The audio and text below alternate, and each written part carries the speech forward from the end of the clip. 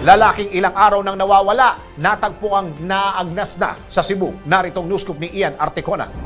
Natagpo ang patay ang isang 47 anyo sa gilid ng burol sa Camotes, Cebu. Kinilalang biktima na si Glenn Otida Rocacurva. Ayon sa mga rumespondeng otoridad, nadatnan nila ang kanyang katawan na may lubid sa kanyang leeg at naagnas na. Ayon sa pulisya, huling nakita ang biktima na nakikipag-inuman kasama ang kanyang 4 na kaibigan. Napagdesisyonan umano ng grupo na pumunta sa isang kalapit na barangay kung saan nakatira ang isa sa kanilang mga kaibigan. Pagdating sa sitio Dumalerio, nagdahilan ang biktima na magpahinga sa isang kakahuyan ngunit hindi na bumalik. Inakala ng kanyang mga kaibigan na nauna na itong umuwi. Nag-alala ang pamilya ni Rocacurva nang bumalik ang mga kaibigan nang wala ang biktima. Kaagad na nag-file ng missing person ang pamilya sa himpilan ng pulisya, subalit patay na nang makita ito ng kanyang kaanak ang biktima.